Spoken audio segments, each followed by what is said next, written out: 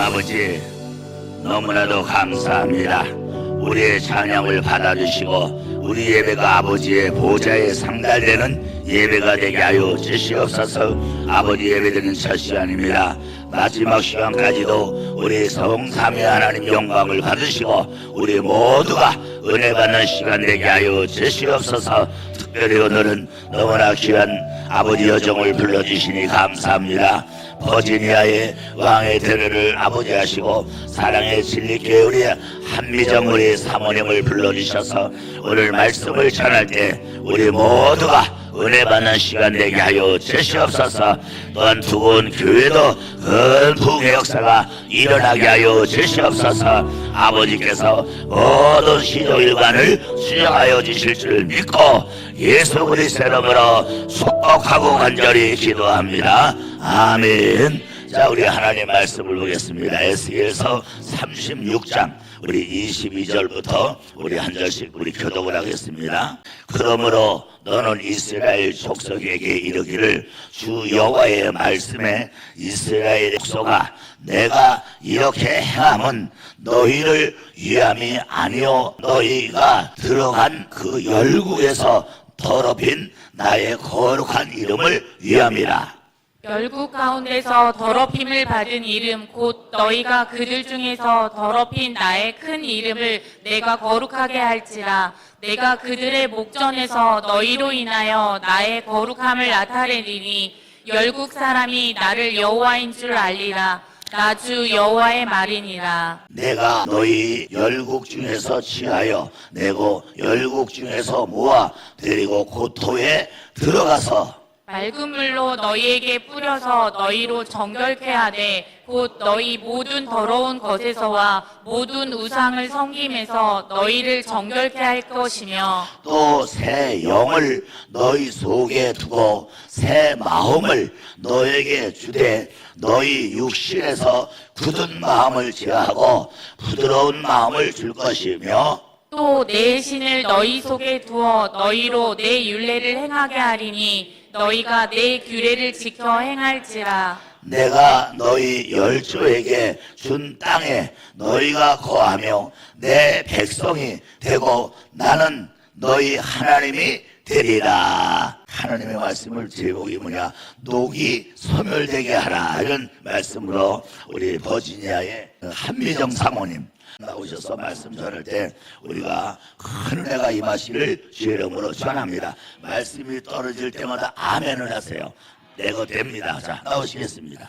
자, 우리 박수로 환영합니다.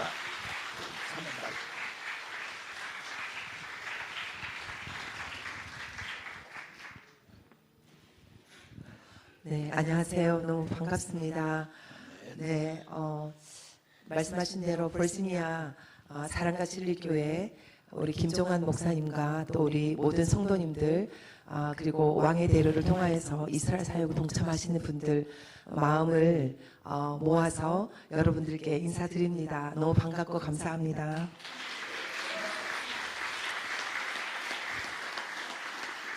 네, 저희 목사님께서 한 10년 전에 이스라엘을 다녀오고서부터 저희 가정 안에 이스라엘을 향한 하나님의 마음을 더 알고 싶어하는 마음들 주시고 한 걸음 한 걸음 말씀을 통하여서 하나님의 마음을 헤아릴 때마다 사역을 이제 순종하여 섬기게 되는 일들이 있었습니다.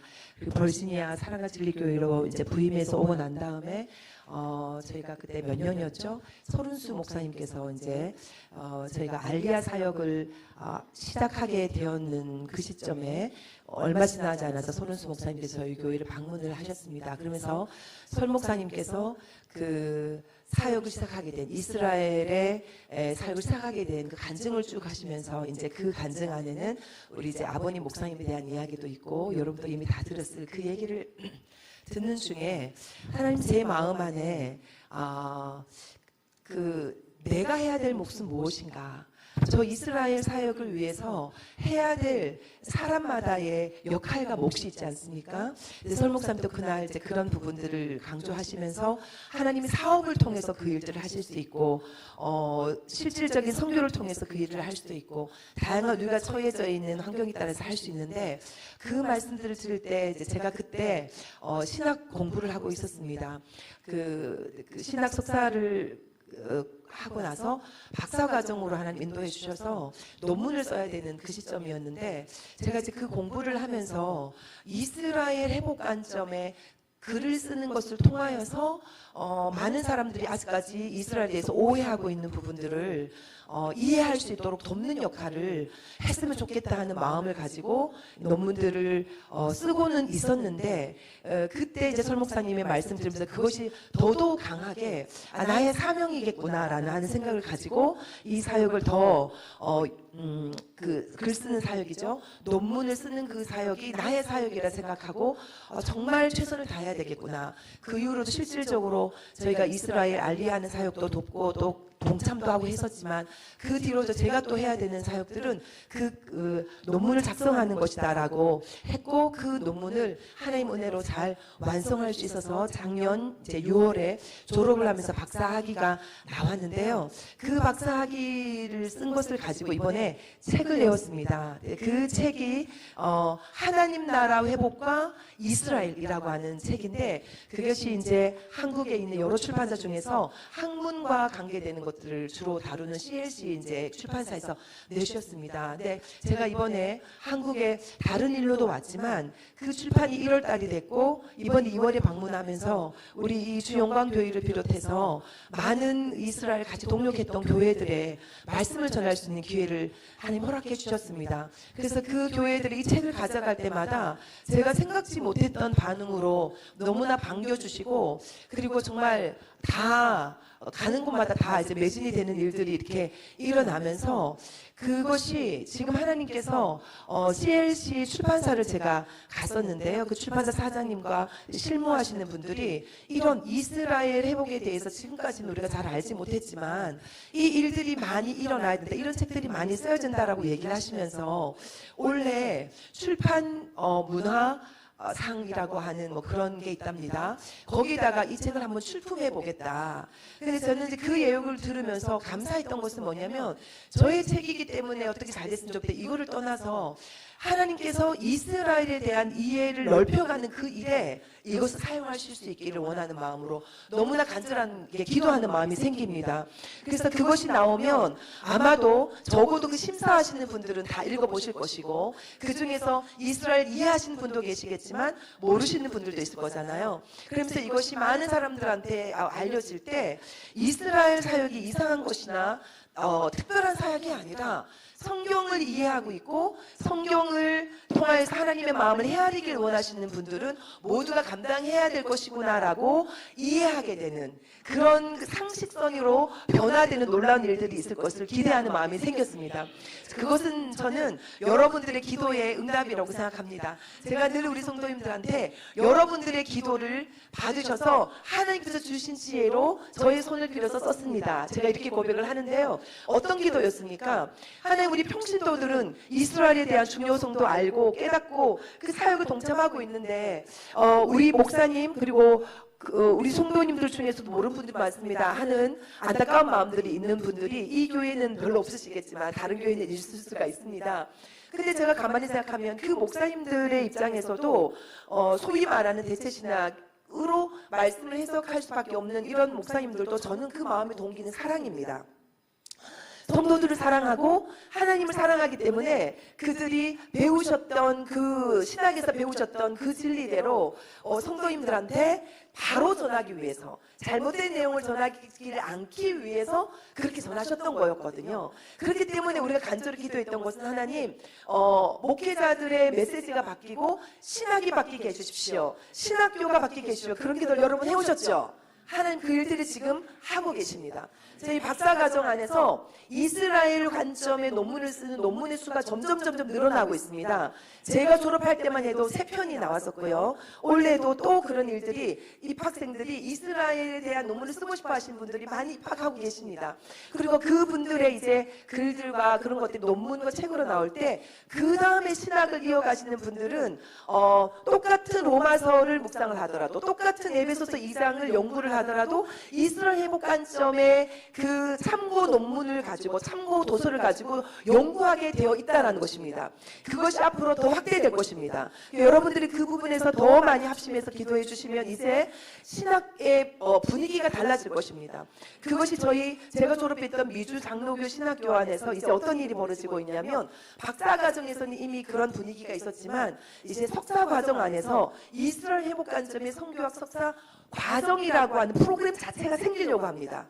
그 일들이 지금 이번 가을 학기부터 이루어지길 원하는 마음으로 기도하고 준비하고 있는데요. 여러분 계속 기도해 주십시오. 이것은 미주 한인뿐만 아니라 한인교회에서 처음으로 있는 일입니다. 한인 신학교에서 처음 있는 일이고요.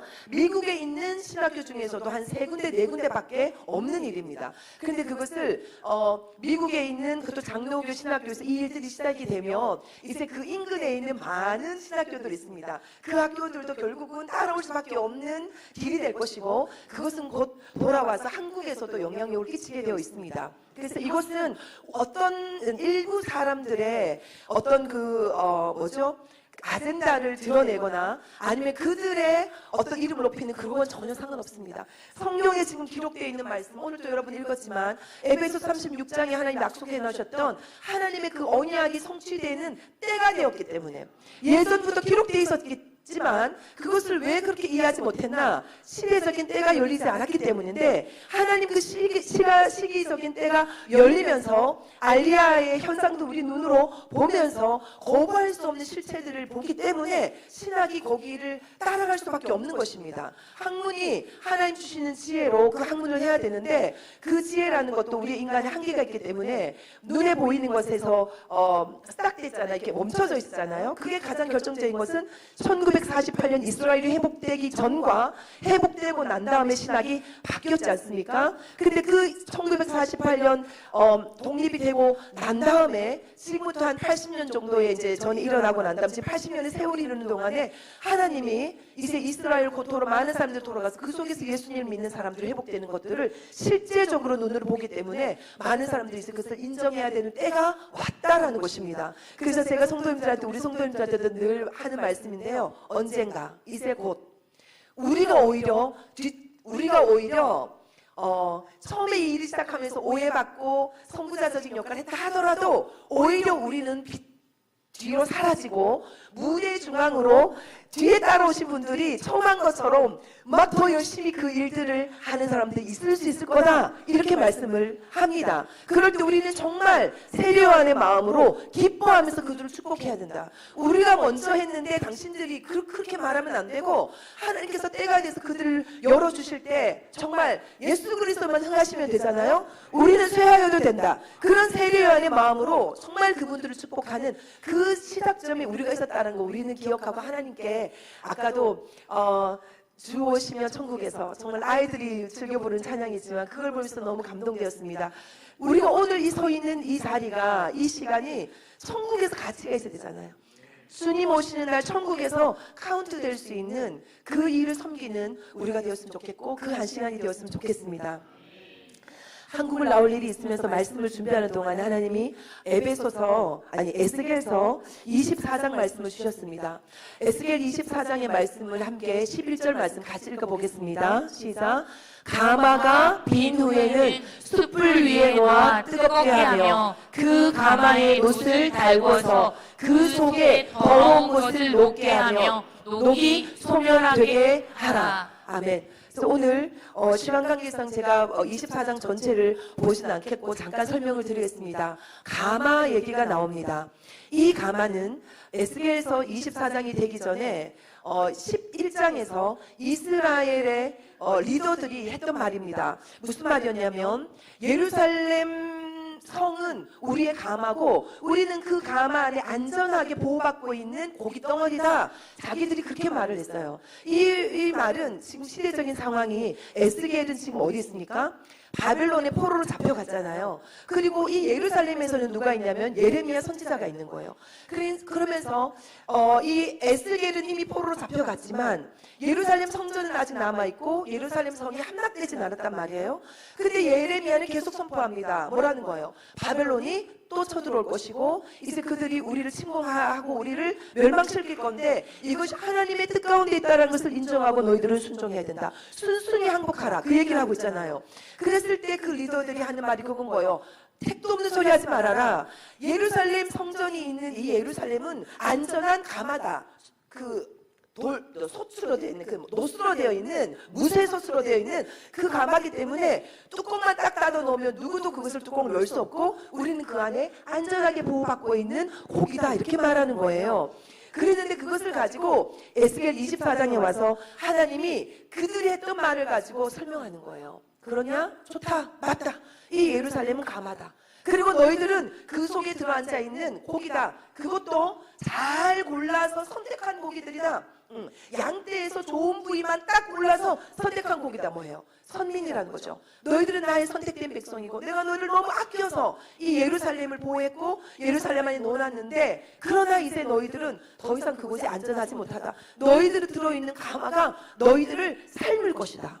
그러면서 하나님이 뭐라고 하셨냐면 성경책 있으신 분들은 펴놓고 보셔야 됩니다. 24장에 보면 하나님 뭐라고 하셨냐면 물을 부어라. 그리고 그 가마솥 밑에 엄청나게 많은 나무를 쌓아라. 그리고 불을 피워라. 그래서 물이 쫄아들고 고기가 흐물흐물 형체가 없어지고 결국은 어디까지 가냐면 뼈가 물러질 때까지 삶아라라고 말합니다. 그것이 24장에 나오는 말씀인데 정말 너무나 마음 아픈 표현입니다. 4절 5절에 나오는 말씀 뼈가 무르도록 삶을 지어다. 너희들이 고기여서 가마 안에 안전하게 보호받고 있다고 생각했던 그곳은 이제 곧 너희들을 삶는 곳이 될 것이고 너희들은 그 안에서 죽을 거라는 거예요. 그런데 하나님의 심판이 거기서 끝나는 것이 아니라 하나님이 이제는 그 속에 들어있는 사람들, 그 속에 들어있는 너희들의 그것을 완전하게 제거할 뿐만 아니라 너희들을 둘러싸고 있는 그 가마, 너희들이 안전하게 피난처라고 생각했던 그 가마가 더 이상 피난처가 되지 못할 것이다. 왜냐하면 내가 이제 그 가마도 정결하게 해야 되기 때문에. 근데 왜 그 가마를 정결해야 되냐? 그 가마 안에 녹이 쓸었다는 거예요. 녹슨 가마예요. 이 가마는 녹슬었어요. 예루살렘은 하나님 사랑하시는 가마지만 점점 시간이 지나면서 그 안에 녹이 낀 거예요. 하나님께서 그 녹슨 가마를 그대로 둘 수가 없는 거예요. 왜냐하면 진짜로 사랑하시기 때문에. 정말 우리가 마지막 찬양에 했던 것처럼 정말 바다의 먹물로 하늘의 두루마리 다 써도 부족함이 없는 그 넘치는 사랑을 가지고 볼 때 내 사랑하는 이 예루살렘을 그냥 둘 수 없다. 왜냐하면 녹이 너무나 끼었기 때문에. 그래서 그 녹을 긁어내기 위해서 하나님 하신 말씀이 이 말씀인 거예요. 숯불 위에 놓아 뜨겁게 하면 가마에 놋을 달궈서 그 속에 더러운 것을 녹게 해라. 그렇게 하고 난 다음에 그렇게 해야 뭐가 된다는 거예요? 녹이 소멸되게 하라. 주님의 명령인 거예요. 우리 주님의 간절한 소망인 거예요. 너희들을 향한 심판, 너희들을 향한 고난이 핵심이 아니고 나의 핵심은 뭐라는 거예요? 목표는 뭐라는 거예요? 녹을 제거하는 것이다. 녹을 제거하는 거, 녹을 소멸하는 거, 너희 개인에게도 이 나라에게도 우리 한국도 지금 당해져 있는 이 모든 과정들이 하나님이 녹을 소멸해 가시는 과정입니다. 미국에 거쳐왔던 시간들 지금도 녹을 소멸해 가시는 과정입니다. 이스라엘도 마찬가지입니다. 너무나 고통을 겪고 있지만 또 그것을 통해서 하나님이 녹을 소멸하셔서 정말 반짝반짝 빛나는 새로운 무쇠로 탄생시키실 것입니다. 그것이 때가 있다라는 것입니다. 반드시 때가 있다는 것입니다. 그래서 제가 하나님 이 말씀 가운데서 내가 소망을 주십시오. 이 말씀만 묵상하고 있으면 너무 두려울 뿐이고 하나님 정말 이것을 이스라엘에 적용을 해도 한국에 적용을 해도 소망이 없지 않습니까? 하나님 소망을 주십시오. 그럴 때 13절 말씀이 눈에 들어왔습니다. 같이 읽습니다. 너의 더러운 것들 중에 음란이 그 하나이니라. 내가 너를 깨끗하게 하나 내가 깨끗하여지지 아니하니 내가 내게 향한 분노를 풀기 전에는 내 더러움이 다시 깨끗하여지지 아니하리라. 네, 이 더러운 녹 중에서 음란이 있다는 거예요. 신체적인, 육체적인 음란도 되지만 영적인 음란들, 예루살렘 성전 안에서도 우상 숭배했던 그 많은 것들을 하나님이 더 이상 이제는 두고 볼 수가 없는 것입니다. 그래서 내가 너를 깨끗하게 하나 네가 깨끗하여지지 아니한다. 그래서 너의 더러움이 다시 깨끗해지지 아니한다라는 말을 들으면 너무 절망적인데, 하나님 내가 소망을 갖기 원합니다라는 마음으로 이 말씀을 세밀하게 살펴볼 때 전에는 이라고 하는 이 표현이 눈에 들어오는 거예요. 내가 내게 향한 분노를 풀기 전에는 깨끗해지지 아니한다. 그러면은 때가 있잖아요. 어떤 때가 있어요? 분노를 푸시는 때가 있다라는 거예요. 그 때가 되면 깨끗해질 때가 온다는 거예요. 하나님의 그때 때가 있습니다. 여러분 개인적으로도 하나님 내 이 고난 가운데 있는 이것이 언제 빠져나갑니까? 질문 가운데 있으신 분이 계십니까?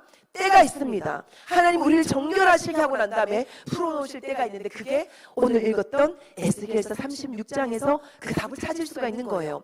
25절 말씀에 그렇죠? 뭐라 했습니까? 함께 읽습니다. 시작. 맑은 물을 너희에게 뿌려서 너희로 정결하게 하되 곧 너희 모든 더러운 것에서와 모든 우상 우상 숭배에서 숭배에서 너희를 정결하게 할 것이며 너희 모든 죄악과 가증한 일로 일을 말미암아 스스로 믿게 보리라. 아멘. 언제 그 때가 되면 하나님이 그들을 맑은 물을 씻어서 정결하게 하실 때가 있다는 거예요. 그 전까지는 절대로 깨끗해지지 않을 것이라고 보였는데, 어느 때가 하나님의 진노가 풀리는 그 때가 되면, 근데 이스라엘 백성들에게 있어서 이 에스겔 24장과 36장 사이가 몇 년이 지났습니까? 몇십 년이 지났습니까? 그게 70년 세월이죠. 바벨론 포로 생활 70년의 생활을 지나고 난 다음에 하나님 그들을 정결케 하는 일이 있었고 고토로 돌이킨 일이 있었잖아요. 하나님 때가 있다는 거예요. 그런데 그때 고토로 돌아가는 것만 중요한 것이 아니라 그 속에서 뭐가 있어야 돼요? 변화가 일어나야 되고 정결케 해야 되는데, 그렇게 하기 위해서는 스스로가 자신들의 죄를 깨닫고 뭐라 그랬습니까? 스스로 자신들 밉게 보리라 그랬죠. 너희 모든 죄악과 가증한 일로 말미암아 스스로 밉게 보리라. 31절에 있는 말씀들, 그 말씀을 통해서 알 수 있는 것은 이스라엘 백성들 안에 이제 회개 역사가 일어날 거라는 것입니다. 그런데 놀라운 것 무엇입니까? 이 일이 일어나는 순서입니다. 에스겔 36장에서 이 정결케 하는 이 일이 일어나기 전에 하나님 하셔야 될 일이 있는데요. 그 전에 잠깐 이 36장의 말씀은 곧 에스겔 37장에 있는 말씀과도 연결되는데, 같이 읽어봅시다. 37장 11절 시작. 또 내게 이르시되 인자야 이 뼈들은 이스라엘 족속이라. 그들이 이르기를 우리의 뼈들이 말랐고 우리의 소망이 없어졌으니 우리는 다 멸절되었다 하느니라. 네, 이 36장에 이어지는 37장에도 이스라엘이 현재 상태를 보여주고 있었죠. 그것의 가장 대표적인 비유가 뼈, 그죠? 시체도 가증한 것인데 뼈만 앙상하게 남은 그것은 정말 이스라엘이 소망이 없다라고 하는 그것을 보여주는 것이었다는 것입니다. 그러나 하나님의 때가 돼서 그들을 회복시키는데, 그 회복시키기 전에 하나님이 정결케 하시기 전에 하신 일이 뭐라는 거예요? 그들을 고토로 돌아가게 하는 일이라는 것입니다. 그것이 에스겔 36장 24절 25절 함께 읽습니다. 내가 시작. 내가 너희를 여러 나라 가운데에서 인도하여 내고 여러 민족 가운데서 모아 데리고 고국 땅에 들어가서 맑은 물을 너희에게 뿌려서 너희로 정결하게 하되 곧 너희 모든 더러운 것에서와 모든 우상 숭배에서 너희를 정결하게 할 것이며. 아멘. 여러분, 우리 교회에서 이스라엘 알리야 사역을 도울 때 여러분 이 말씀 가지고 하시지요? 이 말씀 여러 민족 가운데에서 모아 데리고 고국 땅에 들어가는 이 알리야 사건이 있고, 으로 맑은 물을 부으시고, 그리고 성령으로 이제 뒤에 보겠지만 하나님이 그들에게 세움과 새신을 부으시잖아요. 근데 이 36장에 있는 이 말씀은 또 에스겔 37장에 있는 말씀과도 이렇게 연결됩니다. 그들에게 시작. 그들에게 이르기를 주 여호와께서 이같이 말씀하시기를 내가 이스라엘 자손을 잡혀간 여러 나라에서 인도하며 그 사방에서 모아서 그 고국 땅으로 돌아가게 하고, 그러면 36장과 37장이 다른 장이지만 지금 같은 내용을 계속 반복하고 있는 것입니다. 여러분 이거 기억나십니까? 우리 2022년 8월 달에 한국 크리스천 리더들과 에티오피아 유대인들 127명이 에티오피아에서 함께 출발해서 이스라엘로 돌아가는 그 비행기 안에 여기 계신 우리 설 목사님과 또 서른수 목사님과 또 우리 문 집사님과 함께 갈 수 있는 또 은혜를 제가 누릴 수 있었습니다. 정말 그 감동은 말할 수가 없습니다. 저 아이들 그리고 이 여인 머리를 보십시오. 파상모잖아요. 흑인입니다. 에티오피아에 있는 그 가난한 나라에 원래도 나라가 가난하지만 유대인이라는 것 때문에도 또 핍박받고 그 중에서 예수 믿는다는 것 때문에 더 핍박받는 사람들, 그런 사람들이 정말 그 고통 가운데 있다가 이제 자신의 나라, 조상들의 나라 그리고 가족들이 먼저 가 있는 그 나라로 돌아가는 이 장면이 있었습니다. 이 알리야를 사역을 도우면서 한국 교회에서도 많은 질문들이 있습니다. 그것이 도대체 무슨 의미인가 묻습니다. 근데 그것이 지금 우리가 보고 있는 이 에스겔서 36장의 말씀을 이루는 사건이라는 것입니다. 그들을 정결케 하기 위해서는 그들을 그 땅으로 데려놓아서 맑은 물로 씻기는 일이 있어야 된다는 것입니다. 특히 또 이 말씀은 이 일은 또 뭐냐면 하나님의 성경을 이루어가는 말씀입니다. 프랑스 알리야가 작년 24년 전쟁통이죠. 아직 전쟁이 끝나지도 않았을 텐데요. 여러분 이거를 잘 생각해 보셔야 됩니다. 7월 달에 프랑스에 있는 106명의 사람들을 정말 저희가 섬길 수 있게 되었습니다. 그래서 그 전쟁통에 이스라엘로 돌아가는데요. 놀라운 것은 뭐냐면 프랑스가 나폴레옹 대제, 그렇죠? 그때서부터 유럽 가운데 흩어졌던 나라들 중에서 처음으로 유대인들에게 시민권을 줬던 나라라는 것입니다. 그래서 이 사람들이 그 시민권을 받아서 너무나 안정되게 그리고 너무나 자유로운 이 프랑스라는 나라에 살면서 2024년 8월에 뭐가 있었습니까? 올림픽이 있었지 않습니까? 올림픽이 있고 이제 모든 나라가 그 축제 분위기로 돌아가는 그때 왜 이 사람들은 지금도 미사일이 날아드는 그 예루살렘으로 가야 되겠다고 생각했을까? 여기서 우리가 굉장한 많은 의문을 품어봐야 됩니다. 그것은 뭐냐면 전쟁, 하마스와 이스라엘 전쟁으로 인해서 프랑스 안에 반유대주의 물결이 1000% 상승했기 때문에 그렇습니다. 학교를 데려가다 우리 어린아이를 손잡고 학교를 데려가다가 학교에서 살해를 당했습니다. 근데 그 살해당하는 방식도 이 사람들이 그 테러리스트들이 서 있다가 아이들 유대인인 것을 분별해서 총을 쐈는데 이 총이 고장나서 맞지 않았습니다. 그랬는데 그러면은 포기해야 되는데 실제로 가서 실제로 손으로 A를 죽이는 이런 일들이 이제 벌어진 거죠. 이런 것은 그냥 그 1000%의 하나일 뿐이고 엄청나게 많은 그런 고난의 시간들이 오면서 이 사람들이 더 이상 이곳은 우리가 살 곳이 못 된다라고 판단을 한 것입니다. 여러분 우리가 이스라엘 사역을 하면 그 역사 가운데서 드리피스 사건을 아실 건데 드리피스가 프랑스 장교였잖아요. 그죠?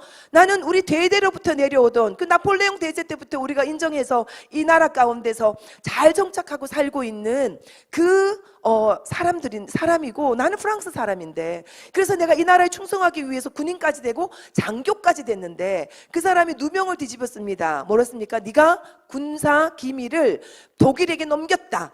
그 죄목을 뒤집어 쓰고 누명이었죠. 그리고 종신형을 받게 되는데 나중에 실제 범인들이 나타났음에도 불구하고 이 사람은 풀어주지 않습니다. 이유는 한 가지입니다. 뭐 때문에? 네가 유대인이기 때문에.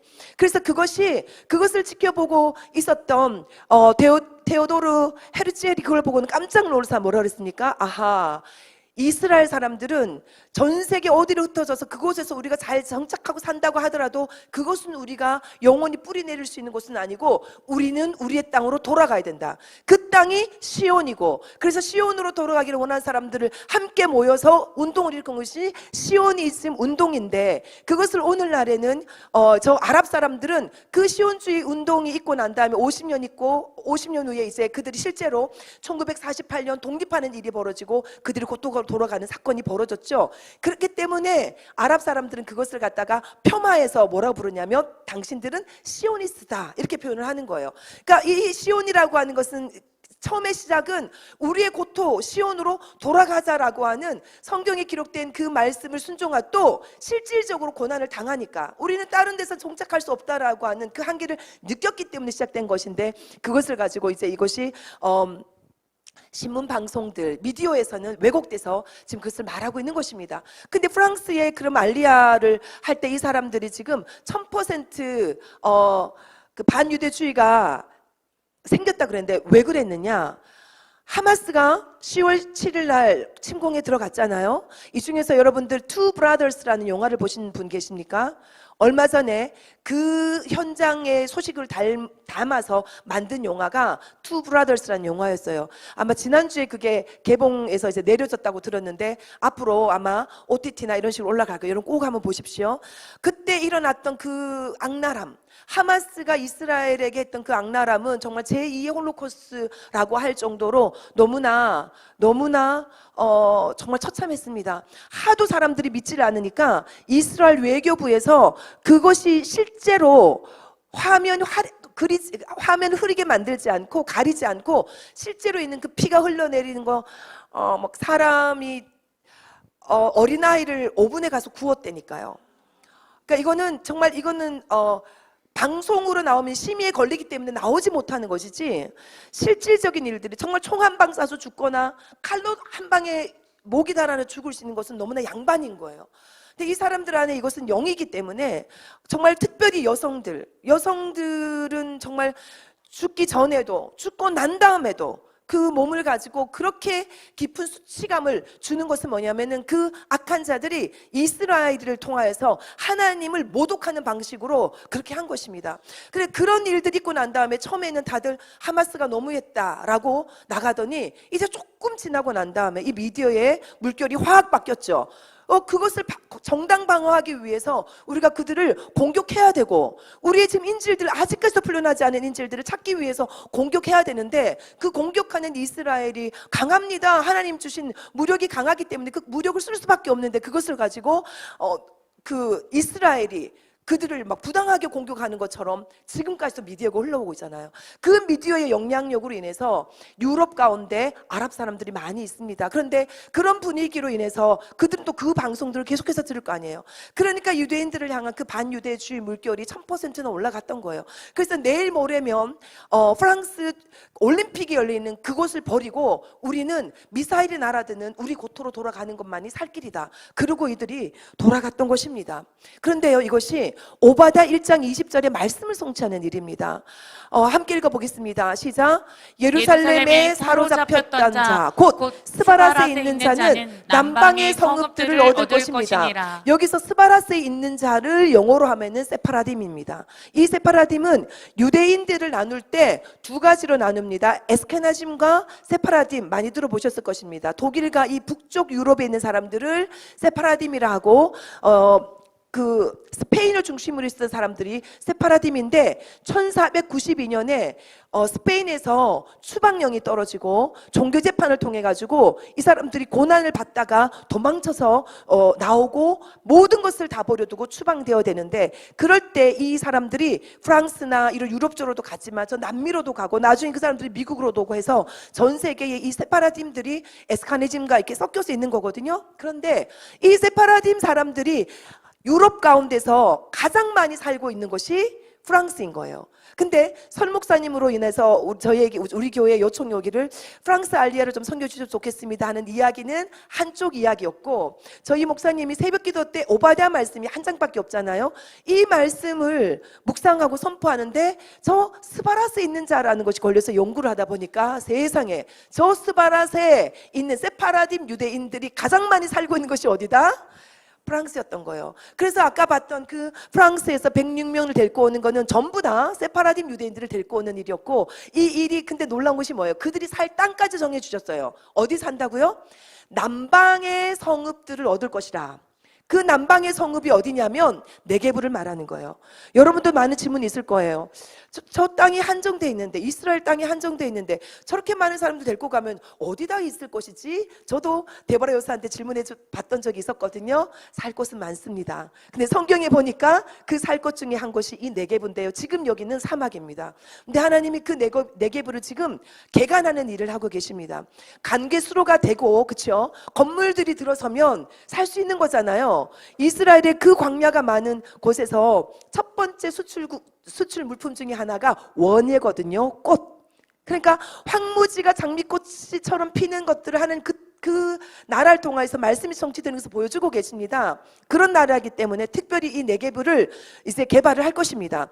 여러분, 우리 단에서 브엘세바까지 많이 들어보셨잖아요. 이 사람이 살 수 있는 최남단이 브엘세바인데 그 브엘세바보다 더 밑에 있는 저 네게브, 그 넓은 지금은 버려진 것 같은 그 사막을 개간을 하고 사람 살 곳을 만들어서 이사야서 말씀이 성취되는 곳이 보여질 것이며 거기에 이스라엘 백성들이 들어가서 정착하게 될 것입니다. 예, 그 일들을 여러분들이 서포트하고 계시는 것입니다. 정말 우리는 말씀이 성취되어가는 그 일들을 정말 함께 이뤄가는 이 감사함으로 섬기기를 원합니다. 에스겔 37장 22절 함께 읽습니다. 시작.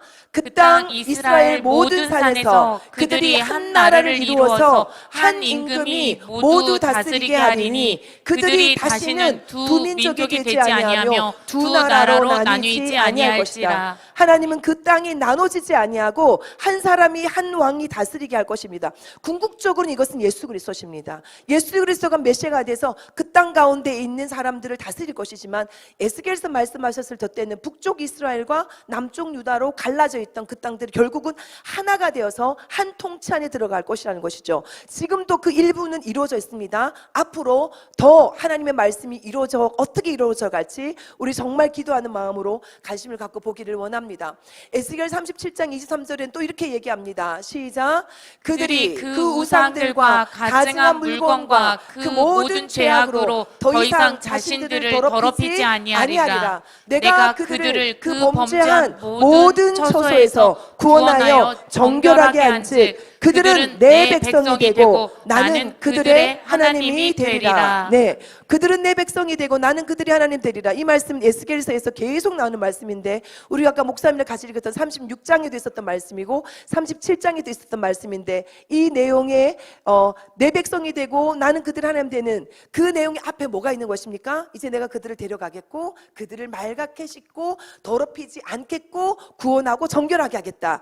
이 말씀 이사야 아까 에스겔 24장에 있었던 녹을 소멸하게 하시는 그 일을 하나님이 소멸되게 하라고 우리에게 명령하셨지만 사실은 그 일을 누가 이루시는 겁니까? 하나님 스스로 그 일들을 이루십니다. 그리고 난 다음에 하나님이 거기에 뭘 부으세요? 새 영을 부으십니다. 새 마음을 부으십니다. 왜냐하면 60만 그곳에 가서 되는 것이 아니라 그들을 구원하기 위해서는 예수 그리스도를 믿어야 되는데 예수 그리스도를 믿으려면 예수의 영이 들어가야 되잖아요. 그래서 그 새 영과 새 마음이 그곳에 부어져야 됩니다. 그래서 저는 알리야하고 이스라엘 백성들을 위해서 기도할 때 그렇게 기도합니다. 하나님 데려다 놨습니다.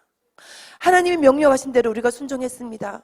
데려다 놨으니 이제 그곳에서 만나 주십시오. 새 영으로 새 마음으로 만나 주셔서 주님 그들을 구원해 주셔야 됩니다. 그것은 누구도 할 수 있는 것이 아닙니다. 하나님 친히 해 주십시오. 네, 하나님이 약속하셨기 때문에 이루실 줄 믿습니다. 그래서 제가 지금도 이제 이스라엘과 관계되는 얘기를 하면서 결국은 이 현재 일어나고 있는 삶의 이야기가 같이 갈 수밖에 없는 것이 이스라엘 이야기잖아요. 그래서 우리가 이 한 손에는 성경을, 한 손에는 신문을 이런 말들을 많이 하는데 이 칼바르트라는 신학자가 했던 말을 오늘날에도 우리에게 적용을 해보면 맞습니다. 우리에게는 한 손에는 성경을 보면서 하나님 뜻이 무엇인지를 살피고 저는 큐티를 오랫동안 큐티 사역도 하나님이 하게 하셔서 오랫동안 해왔기 때문에 말씀을 읽고 묵상하고 하는 것이 또 적용하는 것이 얼마나 중요한 지를 압니다. 그런데 그 말씀 묵상과 적용의 그 범위가 나의 개인과 나의 가족 내 내면을 정리하는 건 너무나 중요하기 때문에 큐티를 통해서 얻었던 유익이 참 큽니다. 그런데 이제는 거기에서 머물 수가 없더라고요. 진짜 내 마음을 정결하게 해주시고 하나님 나에게 복을 주시고 말씀 안에서 나를 새롭게 하셨다면 하나님께서 원하시는 일을 섬겨야 되지 않습니까? 그 섬겨야 되는 대상은 바로 이 신문에 있습니다. 오늘날의 이 신문과 뉴스를 장식하고 있는 중에서 가장 많은 것은 중동 사건이죠. 이스라엘과 관계된 사건입니다. 그러니까 오늘날의 이 말씀이 성취되어 가는 것을 알기 위해서는 저 이스라엘을 외면하면 되지 않는다라는 것입니다. 그래서 제가 저 책의 내용은 오늘 많이 다루진 않을 건데 핵심적인 건 몇 가지만 다루겠습니다. 저 책의 내용을 쓰게 됐던 동기는 사실은 이것입니다. 하나님께서 한 십수년 동안 이스라엘 보면서 하나님의 말씀이 어떻게 적용되는지를 연구하게 하셨고 또 묵상하게 하셨는데 그것이 학문적으로도 정리될 가치가 있을까? 석사 학문으로 박사 학문으로 이것이 나와서 학계에도 그리고 신학계에도 이것을 영향력을 끼칠 수 있는 내용이 될 수 있을까? 정말 많은 질문이었습니다. 근데 하나님이 연구를 하면서 뒷받침할 수 있는 많은 자료들이 이미 연구가 돼 있다라는 것을 보게 하시고 그것을 정리할 수 있게 하셨습니다. 그러면서 제가 회복 신학 관점, 우리가 대체 신학이라는 말을 듣지만 그럼 대체 신학은 아니어야 된다는 걸 알고 있는데 그럼 그 아니고는 우리 뭘 해야 돼? 대안이 뭔가 했을 때 그것은 회복 신학이거든요. 근데 그러면 회복 신학으로 말씀을 읽는다는 것은 뭐고 묵상한다는 것은 뭔가 질문했을 때 제가 이 논문을 통해서 하나님이 5가지로 정리하게 하셨습니다. 오늘 그것을 여러분과 나누고 싶습니다. 여러분도 한번 정리해 보십시오. 내가 이스라엘 회복 관점으로 말씀을 읽는다는 것에 대한 개념을 정리하고 있나? 누구한테 설명할 수 있나? 이제 이 5가지만 기억하시면 설명할 수 있습니다. 이 5가지 손가락 하나하나에 새기십시오. 첫 번째 따라합니다. 이스라엘과 하나님. 하나님은 이스라엘을 버리지 않았다라는 거. 이스라엘을 향한 하나님의 원래 마음은 변하지 않았고 그들을 향한 은사와 부르심에는 변화가 없고 후회하심이 없고 또 뭐예요? 하나님께서 그들을 세워서 열방 가운데 복이 되기로 하셨던 하나님의 그 뜻은 변함이 없고 하나님이 그들과 이혼하지 않았다라는 것. 신학자들 중에서 하나님이 이혼했다라고 하는 하나님이 이혼하시는 나쁜 사람으로 만드는 그런 신학자도 있더라고요. 절대로 하나님은 이스라엘과 이혼하지 않았고 그들을 버리지 않았다. 두 번째는 따라합니다. 이스라엘과 언약. 예, 이스라엘과 언약. 12장 창세기 12장에서 말씀하셨던 아브라함에게 주셨던 언약 뭐가 있습니까? 내가 너를 축복하는 자에게 축복하고 내가 너를 저주하는 자에게 저주할 것이다. 너는 열방의 복이 될 것이다. 그러니까 하나님은 이스라엘을 혼자서가 아니라 열방의 복이 되기 위해서 부르셨고 그 언약을 맺으셨죠. 그 언약은 나중에 모세 언약을 통해서 나중에 다윗 언약을 통해서 나중에 또 새 언약을 통해서 성취되고 있습니다. 지금도 변하지 않고 있다라는 거. 자, 세 번째는 따라합니다. 이스라엘과 교회. 그러니까 우리 안에 가장 헷갈릴 수 있는 부분이 이 교회와 이스라엘과 관계인데요. 우리가 기억해야 되는 것은 교회, 우리가 오늘 예배 드리는 교회잖아요. 근데 신학적으로 이 교회라고 말할 때 교회를 지금까지 어떻게 오해를 했었냐면 이스라엘을 제외한 이방 교회, 그러니까 그런 의미로 사용할 때 교회라고 하는 단어를 썼다는 거예요. 그런데 우리가 분명히 기억해야 될 것은 뭐예요? 바울이 세웠던 교회, 그 바울이 세웠던 교회, 바울도 유대인이었고 바울이 어디를 가든지 간에 먼저 들렀던 회당이 있었고 그 회당에 유대인들이 있었고 그 유대인들 중에 복음을 부활하신 예수님에 대해 전하면 그들이 믿는 사람이 있었고 그들과 그 믿는 유대인들과 믿는 헬라인들이 합쳐져서 에베소 교회가 되고, 그죠? 7교회가 되는 거잖아요. 그러니까 교회라고 하는 이 성격 안에는 이스라엘과 열방이 같이 있다라고 하는 이 개념 우리가 반드시 이해를 해야 됩니다. 그리고 또 하나는 이 교회가 한 줄기가 있습니다. 구약에서부터 주님이 언약하셨던 것이 이 신약에서 성취되었던 그 줄기가 교회인 것은 맞습니다. 근데 중요한 것은 이것만 있다라고 말하면 안 되고 여전히 이스라엘이라고 하는 그들이 존재가 남아있다라는 것을 인정해야 됩니다. 그럼 지금 많은 그 대체주의 신학자들 어떻게 얘기하냐면 하나님이 이스라엘을 선택하셨고 그들과 맺었던 언약이 그들의 범죄함, 특별히 예수 그리스도를 죽이는 그 죄로 인해서 이제 우리 이방 교회로 넘어왔기 때문에 이스라엘은 끝났다라고 얘기를 하잖아요. 근데 우리 뭘 기억해야 되냐면 그들이 끝난 것처럼 보이지만 끝나지 않았고 아직까지도 그들의 역할들이 남아있고 하나님은 그들을 향한 뜻을 지금도 진행하고 계신다. 그 유대인들 중에서 아직 예수님을 알지 못하는 많은 사람들이 있지만 그들을 향한 하나님의 뜻은 끝나지 않았고, 그리고 그와 동시에 뭡니까? 예수 믿는 유대인 그리고 예수 믿는 이방인들이 함께 이룬 교회가 함께 간다라는 거. 요 두 가지가 공통된 점도 있지만 다른 점도 있고 차별적인 부분들이 있다라는 거. 성취된 부분도 있지만 분명히 아직 성취되지 못해서 남아있는 부분도 있다라는 거. 요 두 가지를 같이 변별해서 가지고 계시면 이 이스라엘과 교회를 여러분 잘 설명할 수 있을 것입니다. 네 번째는 이스라엘과 구원. 분명하죠? 구원은 셀베이션 뭐예요? 예수야잖아요. 예수님의 이름이 구원이잖아요. 그럼 이 구원은 유대인이든 헬라인이든 변함이 없어요. 누구를 믿어야 돼요? 사별이 없이 다 예수 그리스도를 믿음으로 구원을 받잖아요. 그래서 이것은 우리가 아무리 유대인들을 사랑하지만 그 사람들이 나는 예수님 믿지 않아, 우리는 예수님 믿지 않고 모세 율법을 섬기는 것만으로도 우리는 구원받을 수 있다라고 얘기를 하면 그것은 맞나요, 아니냐요?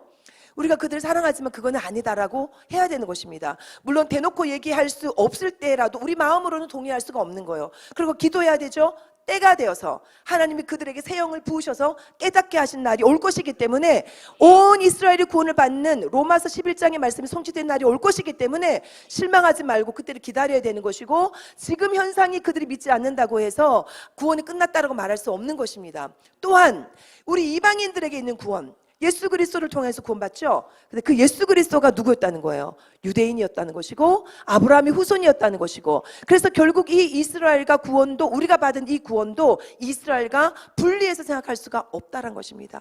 우리에게 복음을 전해줬던 그 분들도 다 12제자도 유대인들이었고, 이방 가운데 복음을 전했던 사도 바울도 유대인이었고, 그래서 이 구원을 통하여서 이스라엘과 그 유대인들이 함께 예수 안에서 구원받는다라고는 정확한 것을 갖고 계시면 되겠습니다. 마지막으로는 미래인데요.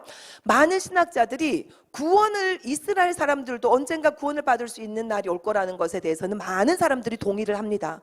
그런데 그들에게 어떤 역할, 미래에 감당해야 되는 그들의 역할이 남아있다는 것에는 동의하지 않습니다. 요거 하나가 대체신학과 회복신학을 나누는 중요한 것입니다. 우리 마음 안에도 이스라엘 사람들이 구원을 받고 돌아오는 거, 거기서 끝나는 것이 아니라 하나님이 요한계시록에서 아직까지 풀려지지 아니하는, 삶으로 성취되지 아니한 역사 가운데 아직까지 미스터리로 남아있는 그 요한계시록이 언젠가는 과거가 되는 날이 올 거잖아요. 지금 우리에게는 언제가 끝일지 모르는 미래 일이지만, 예수 그리스도의 초림이 미래였지만 언젠가는 현재가 됐고 과거가 된 것처럼, 예수님의 재림도 언젠가는, 지금은 미래지만 언젠가는 현재가 되고 과거가 될 날이 오잖아요.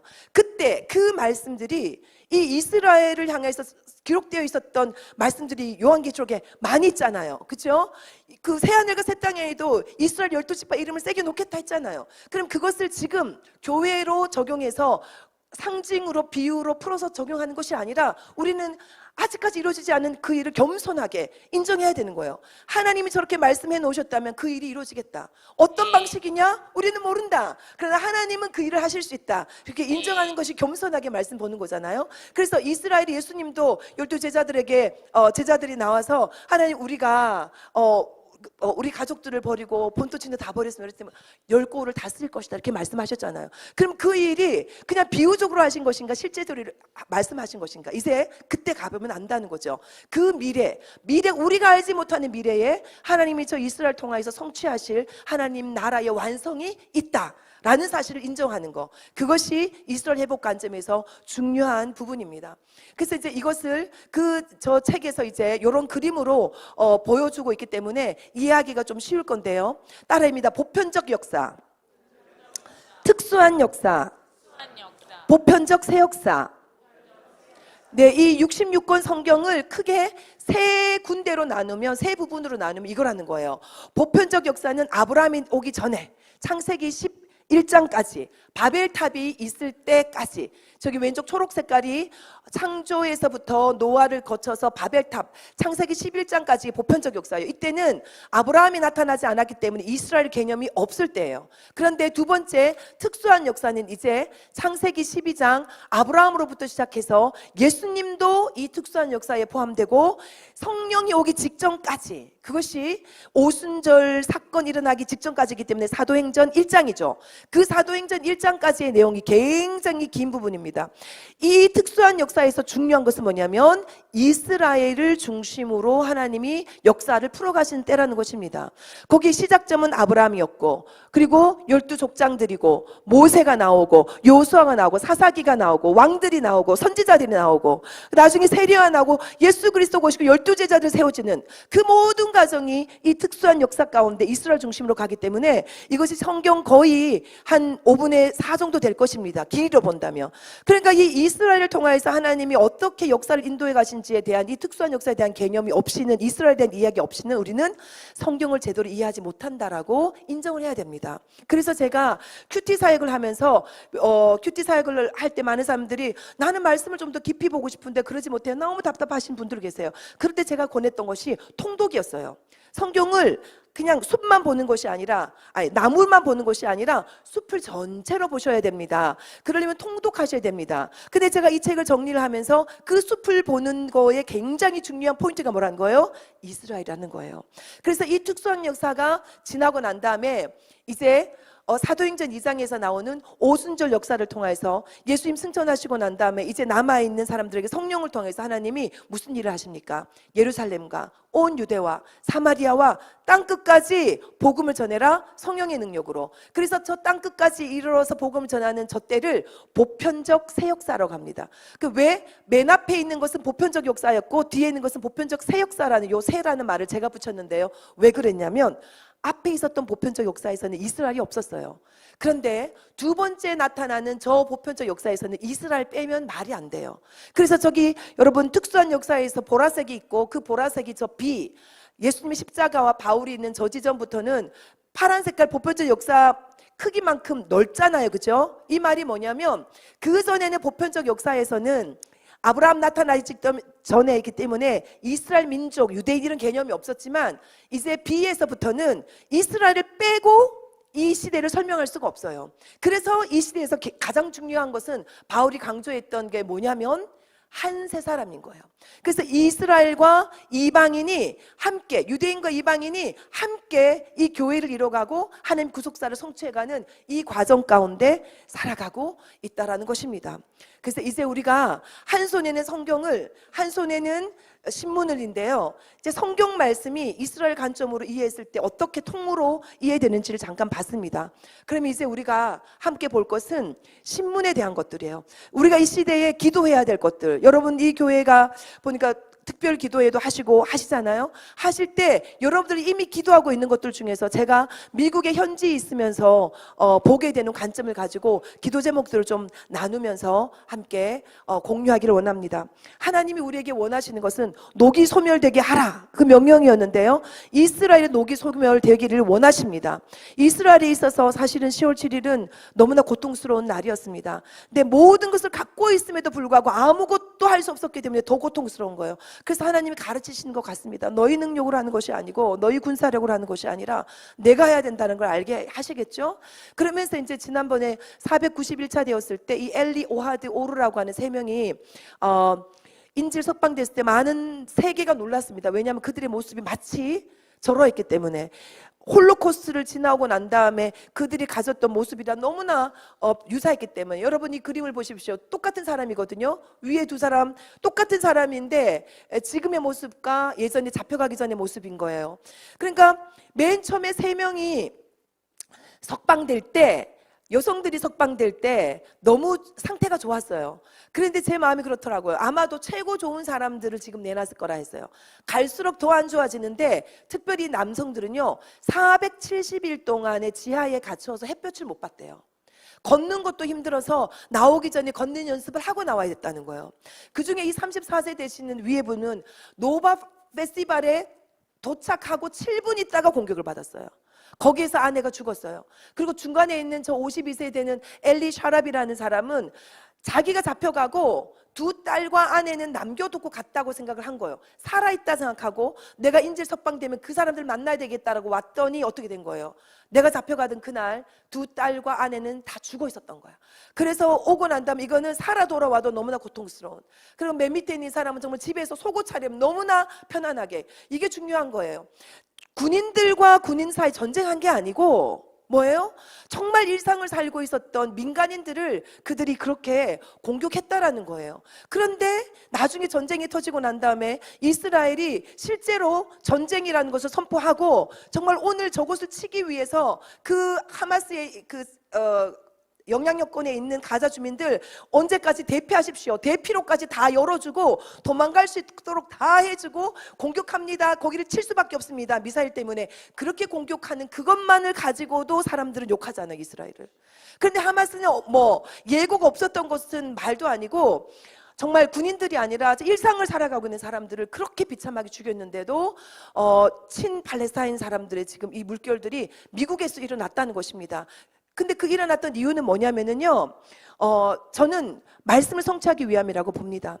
여러분, 미국의 유대인들이 엄청 많은데요, 브루클린에 있는 유대인들이 결국은 돌아가야 되는데 그들이 돌아갈 기미가 없습니다. 미국보다 더 편한 데가 어디 있겠습니까? 그런데 저 전쟁이 일어나고 난 다음에 반유대주의 물결이 친팔레스타인 물결들이 막 올라오면서 뉴욕 대학을 중심으로 해서 미국의 대학들이 막 들썩들썩였잖아요. 그때 많은 사람들이, 유대인들이 정말 하나님의 휘파람 소리를 들었습니다. 그래서 이제 그 일들이 앞으로 더 일어나야 됩니다. 근데 이제 트럼프가 대통령이 되면서 트럼프가 첫 번째 했던 것 중에 하나가 뭐냐면 ICC, 그죠? International Criminal Court, 국제형사재판소에서 어떤 일을 했습니까? 하마스에 대해서는 아무 얘기하지 않고 네타냐후 총리와 갈란트 국방장관을 체포영장을 발부했습니다. 그 ICC에 포함되어 있는 나라들이 투표를 해가지고 가결을 시켜버렸죠. 그래서 그 나라와 연맹을 맺고 있는 대로 네타냐후 가면 그 나라에서 사표도 할 말이 없는 지금 이런 상황이 되어 있어요. 근데 트럼프가 와가지고 그 ICC 국제형사재판소를 제재를 하는 일이 있었습니다. 그리고 또 토요일 날 이 사람들이 막 계속 석방을 조금씩 인질들을 풀어주다가 어느 시점에 우린 더 이상 석방하지 않겠다라고 나왔죠. 그랬더니 죄송합니다. 그랬더니 이 트럼프 대통령이 그랬죠. 토요일 정오까지 인질 석방하지 않으면 지옥문이 열릴 것이다. 참 험한 말이긴 하지만 이렇게 힘으로 보여줄 때 어제가 그 토요일이었거든요. 어제 여러분 풀려났어요, 안 풀려났어요? 석방되는 일이 있었습니다. 이거를 본 것이 며칠 전인데요. 되게 궁금했어요, 진짜. 하나님, 저들이 그 말을 들어야 됩니다. 아니면은 이스라엘 사람들도 지금 고난받고 가자 주민들 얼마나 고난받습니까? 북한의 김정은 세력으로 인해서 주민들이 고난받고 있는 것처럼 저 하마스로 인해서 가자 주민들이 고난받고 있는 거예요. 여러분, 엄청나게 많은 구호물자들을 넣어주고 있습니다. 이스라엘은요, 싸우면서도 구호물자를 넣어주고 있어요. 근데 중요한 것은 구호물자가 주민들에게 가지 않습니다. 왜 그렇습니까? 하마스가 중간에 다 가로채가지고 그걸 가지고 자기들에게 유익이 될 수 있는 사람들을 심어서 팔게 만듭니다. 그 판 물건에 세금을 30%다 뜯어갑니다. 또 그리고 많은 물건들은 자기에게 묻어놨습니다. 특별히 그중에 가장 인기가 높은 것은 담배인데 그 담배 한 가치가 몇백 불씩 하고 팔려나가야 됩니다. 물자가 없어서. 그러나 외부에서는 물자가 들어가고 있다는 것이죠. 그러니까 이런 기가 막힌 상황이기 때문에 이렇게 엄포를 놨는데 감사하게도 그들이 들었고 어제 일부를 석방했습니다. 이제 미국의 녹이 소멸되어야 되는데 아메리카 is back. 정말 하나님께서 기뻐하시는 원래의 아메리카로 돌아가고 있는 중입니다. 하나님께서 그 트럼프 대통령을 위해서 계속 기도해 주셔야 되는데 그 돌아가고 있는 것 중에서 제일 중요한 거, 여러분도 속이 시원하셨죠? 취임식 때 했던 말 같이 읽어봅시다. 시작. 오늘부터 성은 오직 남성과 여성 두 가지만 있습니다.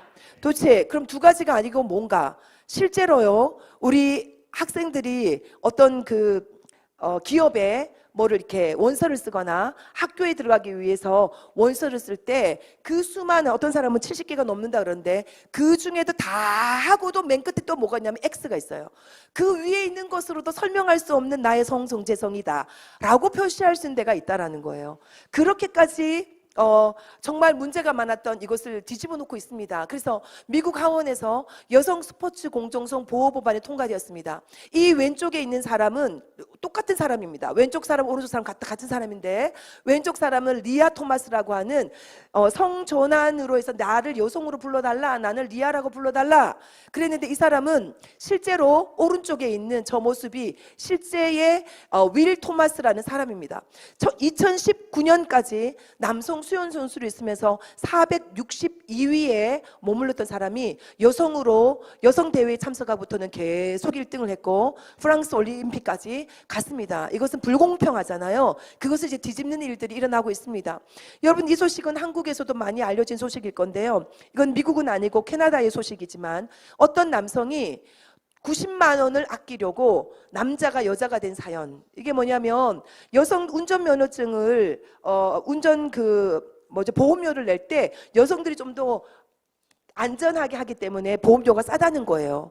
그러니까 그 보험료를 아끼려고 이렇게 말해요. 나는 100% 남자다. 그러나 법적으로는 여자다. 자동차 보험료를 절약하기 위해서 서류상으로 남자에서 여자로 성을 바꿨다. 그 결과 1100 캐나다 달러를 아낄 수 있었다. 나는 승리했다.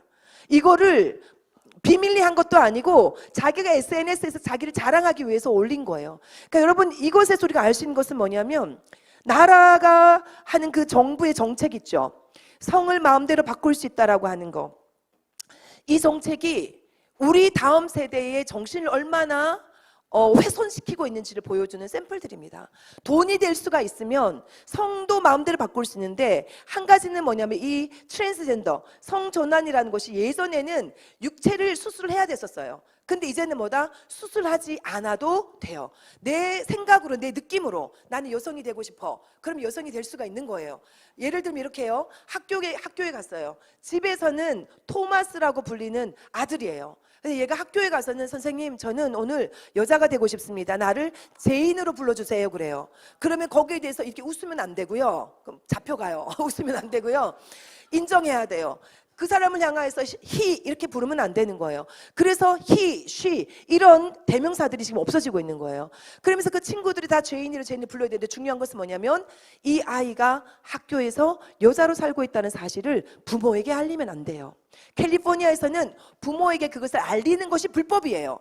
그래서 어떤 크리스찬 교사들 너무 힘들지 않겠어요? 그래서 크리스찬 교사 중에 어떤 사람이 부모에게 알렸다가 해고당했어요. 왜? 법이기 때문에.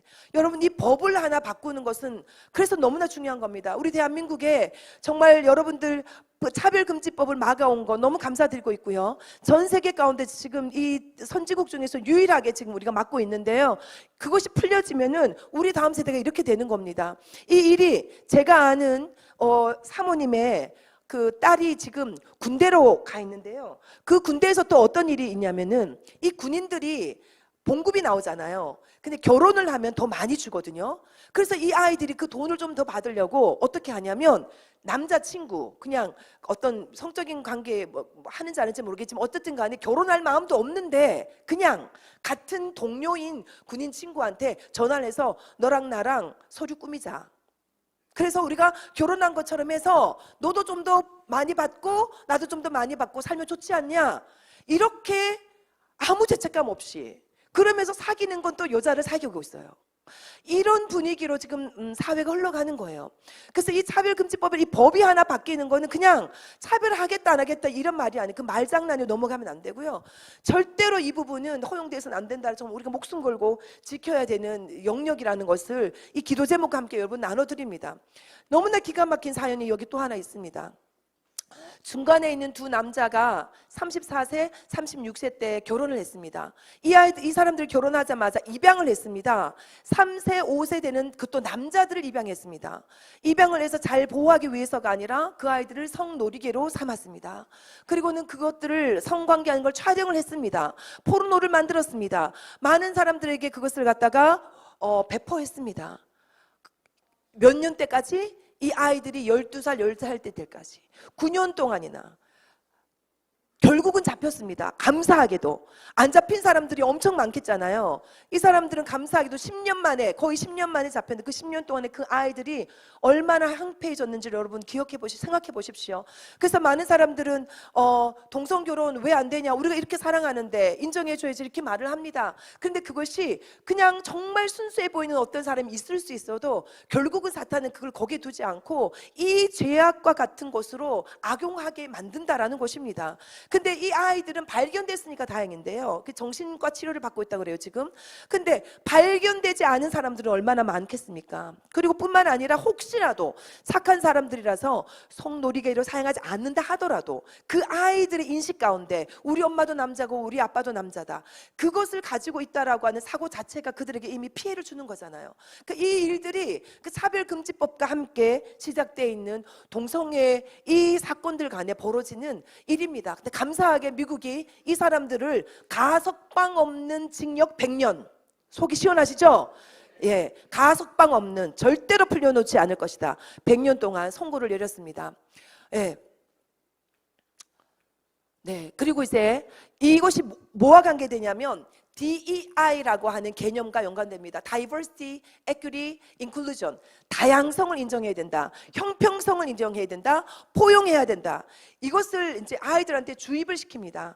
모든 사회 문화가 지금 매스컴뿐만 아니라 직장 생활, 학교에서부터 시작된 것들이 나중에 그들의 삶의 전반으로까지 다 갑니다. 다 좋아 보입니다. 다양성 인정해야죠. 형평해야 되죠. 포용해야죠. 좋아 보입니다. 그런데 이것을 사탄은 어떻게 악용을 하냐면, 그리고 이것을 만든 사람들은 이걸 어떻게 사용하냐면, 캘리포니아 주에서 비상사태가 나서 산불이 엄청 크게 났잖아요, 그죠?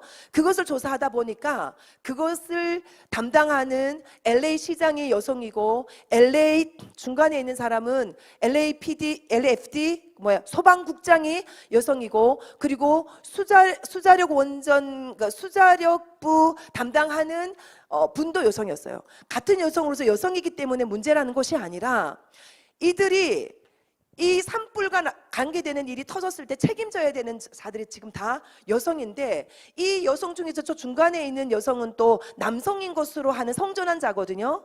그러니까 이 아까 말했던 DEI라고 하는 정책이 모든 공공기관에까지 다 들어가서, 아까 군인들까지도 들어가 있었던 거예요. 그래서 군인들 중에서도 치마 입고 있는 남성 군인들이 있었는데 그 사람들이 지금 다 이번에 정리가 되고 있습니다. 근데 지금 LA에도 이런 일이 있었던 거예요.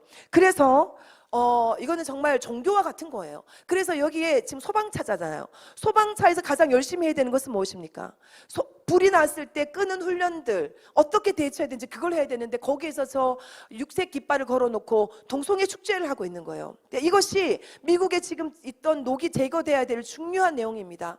그래서 미국 기업이 낙태된 태아들을 소각해서 에너지를 생산하는 일들, 그리고 이 낙태는 바이든 정부가 낙태 실수를 강요했다라고 하는 사건들이 많이 인정이 되고 드러나면서요, 미국 의사들이 들고 일어나서 소송을 제기했습니다.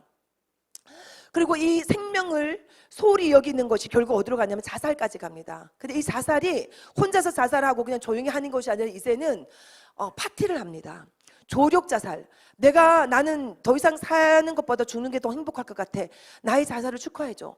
그럼 그것을 지지하는 사람들은 거의 살인이잖아요, 그렇죠? 그런데 문화가 자살을 조력하는 축하 파티를 여는 것이 보편화되어가는, 이건 좀 말도 안 되는 것 같지만 스위스에서는 벌써 70몇 년대부터 이미 법적으로 되어 있는 것인데, 미국에도 어떤 주에는 됩니다. 그래서 그런 주를 찾아가서 이제 이런 일들을 하는데 점점 보편화되고 있다. 이런 것들이 결국은 다 동성애 하나님의 법을 어기는 것. 그죠? 태초에 하나님이 천지를 창조하셨습니다 라고 하는 창세기 1장 1절을 거부하는 데서부터 시작된 이 모든 것들이 생명을 경시하는 것, 그리고 성을 인정하지 않는 것, 가정을 인정하지 않는 것으로 가고 있는 것입니다. 그래서 트럼프 대통령이 미국을 기독교적 가치로 통합할 것이라고 선언했습니다. 우리 저 네모아내는 거 같이 읽어봅시다. 시작. 내가 백악관에 있는 동안 우리는 우리의 학교, 군대, 정부, 직장, 병원, 그리고 공공장소에서 기독교인들을 보호할 것. 아멘. 아멘이 나옵니다. 그렇죠? 미국을 하나님 아래 하나의 국가로 다시 통합할 것이고, 대통령 직속 종교자유위원회를 신설해서 연방 정부 내의 모든 형태의 반기독교적 차별, 표적화, 기독교인을 표적화했던 일들이 많이 있었습니다. 그것들을 방지하는 역할을 할 것이다라고 얘기를 했습니다. 그래서 백악관 내에 신앙사무소를 신설해서 수석 고문에 목사님을 세우고 저렇게 기도하는 백악관이 되었습니다. 뿐만 아니라 그 물결이 이제 또 그 백악관 주변에 있는, 여기가 DC에 있는 성경박물관인데요. 거기도 조나단 칸을 중심으로 해서 전비에 있는 20개 지역의 사람들이 모여가지고 미국의 회개 운동들이 지금 일어나고 있습니다. 그런데 이제 이 트럼프가 올라와서 해야 되는 가장 중요한 거 뭐가 있겠습니까? 부정선거입니다. 여러분, 한국에서는 부정선거에 대해서 아직까지 설왕설래가 있는 것 같은데 미국은 너무나 클리어합니다. 그것은 분명하게 부정선거였다. 그것을 트럼프 대통령이 스스로가 인정을 하고 바이든 대통령이 됐을 때 취임식에 들어가지 않았었거든요. 그걸 보고 한국에서는 엄청 욕했을 것입니다. 많은 이 신문지상에서는 트럼프 엄청 나쁜 사람이라고 표현했겠죠. 근데 왜 그럴 수 있었냐면 너무나 분명한 증거들이 있기 때문에요. 그래서 이 미국을 지키기 위해서 그것을 인정할 수 없다라는 것입니다. 그것을 가지고 정확한 기준을 세우고 싸워왔기 때문에 이번에 사람들이 트럼프를 찍어준 것입니다. 잠깐 보겠습니다. 제가 그 내용을 자료를 찾다가 이것을 발견했는데 YTN 우리나라에서 2020년에 있었던 거예요. 5년 전에 미국의 바이든이 뽑히던 그 대선 결과를 방송하는 그 방송 내용인데요. 이렇게 얘기하는 거예요. 올해 미국 대선은 최초, 최다 등의 갖가지 기록이 쏟아진 선거입니다. 현대사에서 또 하나의 진기한 역사가 될 2020년 미 대선의 결과를 정리했습니다. 그러면서 어떻게 얘기했냐면 이렇게 했어요. 바이든은 7,503표를 얻었고 트럼프는 7,108만 표를 얻었다. 그러니까 한 400만 표 정도 차이 나는 거죠. 미 대선 역사상 한 후보가 7천만 표를 넘긴 게 처음이다. 그 전에 가장 많이 받았던 것은 오바마 대통령 때 6,950만 표, 거의 7천만 표 가깝지만 7천만 표 넘지 않았다라는 거예요. 그런데 트럼프 대통령은 7천만 표를 넘기고도, 그죠? 기록을 깨고도 대통령이 되지 못했던 셈이다. 이렇게 얘기를 하면서 이번 대선 투표율은 66.8%, 엄청난 많은 사람들이 했다는 거죠. 1900년 이후 120년 만에 최고치를 기록했다. 우리나라 방송에서 한 얘기였어요. 근데 이제 이것이 4년이 지나고 났더니 여기에서 거품들이 있잖아요. 어떤 거품이에요? 바이든의 저 7,535만 표라고 하는 것이 부정으로 더 들어갔던 것이고, 그것을 해서 대선 투표율이 높은 것처럼 보였던 것이고, 120년 만에 최고치를 기록했던 저것도 거기에 거품이 있었던 것이고, 트럼프 대통령으로서는 7천만 표를 처음으로 넘기는 대통령이 되면서 대통령이 되어야 됐었던 것이라는 거예요. 그래서 그것을 보여주는 그림이 저 그림인데요. 저것이 티셔츠예요. 미국 사람들은 저걸 공공연하게 입고 다닙니다. 저게 뭐를 말하냐면 빨간 선은 공화당의 투표율을 말하는 거예요. 득표를 수를 말하는 거예요. 완만한 포물선을 이어가자. 여기 수학 선생님도 계신데 선거를 하면은 수학적으로 저렇게 완만한 포물선이 그려져야 된다라는 거예요. 근데 저기 파란 색깔 민주정부 밑에 완만하게 가다가 어느 순간에 꺾고 올라갔죠, 위로. 이것을 바이든 스파이크라 하는 거예요. 그날 밤에 정말 다 이겼다 하고 잤어요. 아침에 일어났더니 저 일이 벌어졌더라고요. 그리고 결국은 바이든이 이긴 걸로 발표가 된 거예요. 그러니까 저 올라갔던 스파이크만큼은 그들이 부정으로 표를 갖다 부은 거예요. 이걸 뭘 보면 알 수 있냐면요, 2004년, 2008년, 2012년, 16년, 20년, 24년까지 지난 6번에 걸친 표들을 다 정리한 거예요. 이걸 보면은 빨간 색깔은 트럼프가 들어있는 공화당이에요. 공화당이 얻었던 수를 보세요. 거의 비슷비슷하게 가다가 2020년 때 확 올라갔죠. 그러니까 트럼프가 대통령이 나오면서 재선을 하면서 많은 사람들이 트럼프를 뽑기 위해서 저만큼 했던 거예요. 그리고 그 표만큼 이번 2024년에도 했던 거잖아요. 빨간 그래프 보이시죠? 했던 거예요. 그런데 민주당 표를 파란 거를 보면 2004년에 좀 낮다가 2008년 오바마 때 높았죠. 그리고 2012년, 16년에 고만고만 하다가 2020년에 갑자기 파란색이 위로 팍 올라가면서 트럼프를 이겼잖아요. 근데 그 표 안에 엄청난 부정이 들어있다는 거예요. 그리고 그것이 2024년에 갔더니 트럼프는 지난번에 했을 때랑 거의 비슷하게 표를 얻었어요. 그런데 우리가 이번에 굉장히 강조했던 게 뭐냐면 too big to weak. 조작하기에는 너무나 엄청난 표를 우리는 가져야 된다. 이번에 그들이 조작하더라도 그걸 넘어서야 된다. 바이든 스파이크가 있더라도 그걸 더 넘어서는 포물선을 그려야 된다. 그래서 우리가 엄청 기도하면서 많은 사람들 나가 투표했거든요. 그랬는데 하나님이 그 일을 이루어주셨는데, 제가 볼 때는 올해도 그들이 부정을 했습니다. 부정한 것들이 나왔습니다. 그런데 더 이상은 할 수 없었던 거예요. 왜냐하면 여론이 이미 너무나 많이 부정선거에 대해서 경각심을 가지고 견제를 했기 때문에 저기에서 끝났어요. 그래서 발표도 빨리 했죠. 인정을 빨리 했습니다.